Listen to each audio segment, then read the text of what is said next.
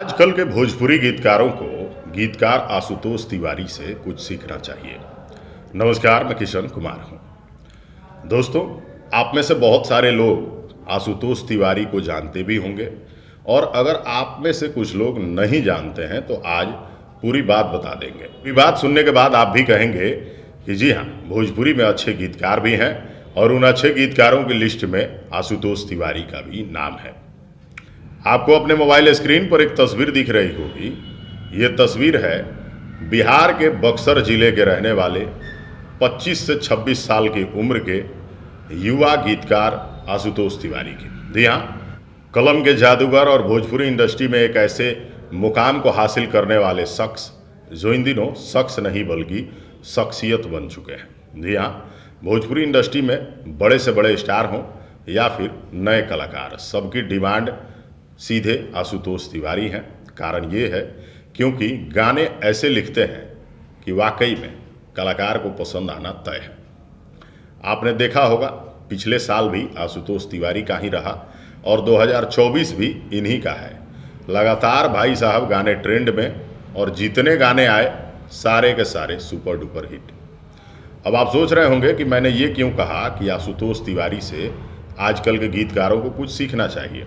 आप तो जानते हैं पावर स्टार पवन सिंह जी हों, खेसारी जी हों, नीलकमल सिंह जी हों और तमाम बाकी के कलाकार सभी अपने अपने गाने लेके आते हैं और सभी के पास अपने अपने अच्छे अच्छे कवि हैं, लेखक हैं, गीतकार हैं। वो सभी अच्छा लिखते हैं, लेकिन उन अच्छा लिखने वालों में आशुतोष तिवारी थोड़े से अलग हैं। आजकल गीतकारों को चाहिए कि कुछ भी लिख दें, ट्रेंड में चला जाए, कुछ भी लिख दें कि चर्चा हो जाए और कुछ भी लिख दें कि विवाद हो जाए। लेकिन आप जानते हैं कि कुछ भी लिख के विवाद करके एक दो हफ्ता, एक दो महीना के लिए ट्रेंड में रहने वाले लोग बहुत जल्द लीक से हट जाते हैं और उनकी जो लेखनी है, उनकी जो गीतकारी है, वो आने वाले दिनों में समाप्त हो जाती है। लेकिन दूर का सोचने वाले आशुतोष तिवारी ने जब कलम उठाई है तो इन्होंने यही सोच के उठाया कि भाई लंबा चलना है, अच्छा लिखना है, लोगों के मिजाज को पढ़ना है, घटियापन नहीं फैलाना है और भोजपुरी इंडस्ट्री में कुछ ऐसा करना है जिससे लोग हम पे गर्व करें। तो बक्सर के लाल ने कुछ ऐसा ही कमाल किया है भोजपुरी इंडस्ट्री में इन दिनों और इतने कम उम्र में इन्होंने ऐसे ऐसे गाने दिए भोजपुरी इंडस्ट्री को।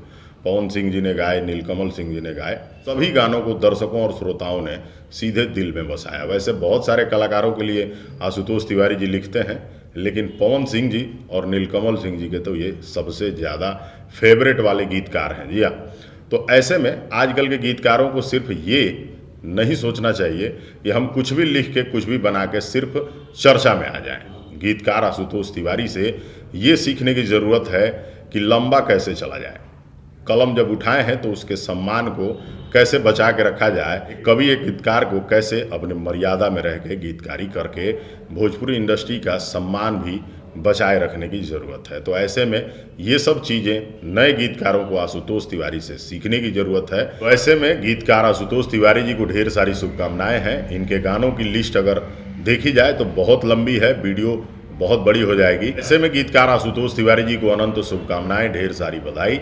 आप ऐसे ही भोजपुरी इंडस्ट्री में खूब नाम करिए, आगे बढ़िए। लेकिन फिलहाल सुपर डुपर हिट गीतकार आशुतोष तिवारी जी से नए गीतकारों को सीखने की ज़रूरत है कि नहीं है, ये आप सभी दर्शक कमेंट करके ज़रूर बताइएगा। ये वीडियो अगर अच्छी लगी हो तो शेयर कर लीजिएगा और आप में से कितने लोग बक्सर से इस वीडियो को देख रहे हैं ये भी कमेंट करके बताइएगा। फिलहाल हमें दीजिए इजाज़त, अगली वीडियो में कुछ और। नमस्कार, धन्यवाद।